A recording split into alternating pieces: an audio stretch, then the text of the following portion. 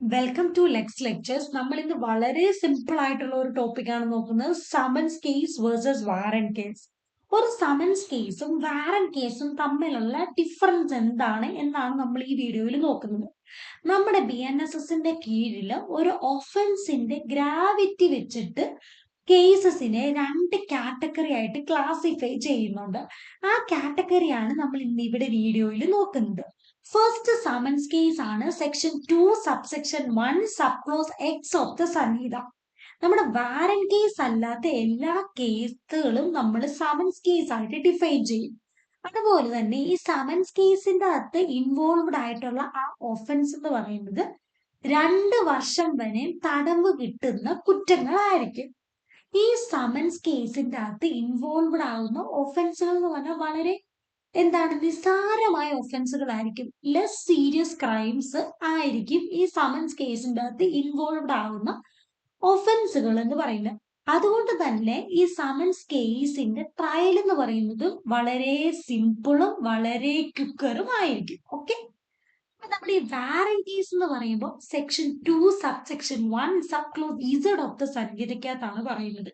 Warrant case എന്ന് പറഞ്ഞു കഴിയുമ്പോൾ വാറന്റ് കേസിന്റെ അകത്ത് ഇൻവോൾവ്ഡ് ആയിട്ടുള്ള ഒഫൻസിന്റെ പണിഷ്മെന്റ് എന്ന് പറഞ്ഞാൽ ഇംപ്രിസ്മെന്റ് എക്സീഡിങ് 2 years ആയിരിക്കും. ദാറ്റ് മീൻസ് വാറന്റ് കേസിന്റെ അകത്ത് ഉള്ള ഒഫൻസുകളുടെ ശിക്ഷ 2 വർഷത്തിൽ കൂടുതലായിരിക്കും. ഓക്കെ, അതുകൊണ്ട് തന്നെ ഇവിടെ വളരെ സീരിയസ് ആയിട്ടുള്ള ഒഫൻസുകളാണ് വാറന്റ് കേസിന്റെ അകത്ത് ഇൻവോൾവ്ഡ് ആകുന്നത്.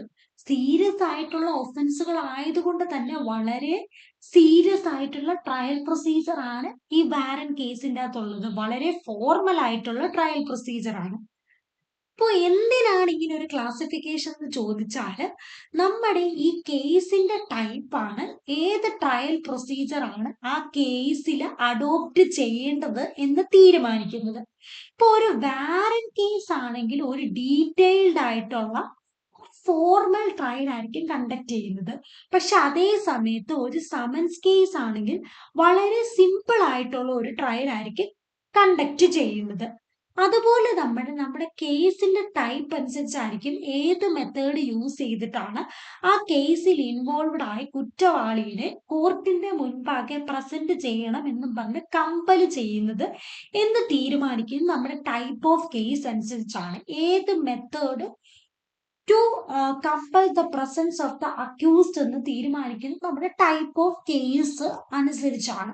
ഇപ്പൊ സമൻസ് കേസിന്റെ ഒരു ഒഫൻസ് എടുക്കുകയാണെങ്കിൽ ഇങ്ങനെ ഒരു കേസിന്റെ അകത്ത് ഫസ്റ്റ് ഇൻസ്റ്റേ തന്നെ സമൻസ് ഇഷ്യൂ ചെയ്യും നമ്മുടെ അക്യൂസിനോട് പ്രസന്റ് ആവാൻ പറഞ്ഞുകൊണ്ട്. അണ്ടർ സെക്ഷൻ 227 ആണ് നമ്മുടെ. പക്ഷെ വാറന്റ് കേസിന്റെ കേസ് എടുത്തു കഴിഞ്ഞു കഴിയുമ്പോൾ നമ്മുടെ കോർട്ടിന് ഫസ്റ്റ് ഇൻസ്റ്റൻസിൽ തന്നെ ഒന്നെങ്കിൽ സമൻസ് ഇഷ്യൂ ചെയ്യാം, അല്ലെങ്കിൽ വാറന്റ് ഇഷ്യൂ ചെയ്യാം. ഇതിൽ രണ്ടിൽ ഏത് വേണമെങ്കിലും ഇഷ്യൂ ചെയ്യാം. ആ സാഹചര്യം അനുസരിച്ച് കോർട്ടിന്റെ ഡിസ്ക്രിപ്ഷൻ യൂസ് ചെയ്ത് സമൻസോ വാറന്റോ ഇഷ്യൂ ചെയ്യാം. പക്ഷെ അതേ സമയത്ത് സമൻസ് കേസിന്റെ ആണെങ്കിൽ ഫസ്റ്റ് ഇൻസ്റ്റൻസിൽ നമുക്ക് സമൻസ് മാത്രമേ കോർട്ടിൽ ഇഷ്യൂ ചെയ്യാൻ പറ്റത്തുള്ളൂ. സമൻസ് അദ്ദേഹം ഒബേ ചെയ്തില്ലെങ്കിൽ മാത്രമേ വാറന്റ് ഇഷ്യൂ ചെയ്യാൻ വേണ്ടി സാധിക്കത്തുള്ളൂ. അപ്പൊ വളരെ സിമ്പിൾ ആയിട്ടുള്ള ഒരു ടോപ്പിക്കാണ്. ജസ്റ്റ് ഒരു സെക്കൻഡ് പോലും വേണ്ട ഇത് മനസ്സിലാക്കാൻ. നിങ്ങൾക്ക് ഈ വീഡിയോ യൂസ്ഫുൾ ആയെന്ന് വിശ്വസിക്കുന്നു. യൂസ്ഫുൾ ആയിട്ടുണ്ടെങ്കിൽ ഉറപ്പായിട്ടും ലൈക്ക് ചെയ്തും സബ്സ്ക്രൈബ് ചെയ്തും സപ്പോർട്ട് ചെയ്യുക. Thank you for watching Lex lectures.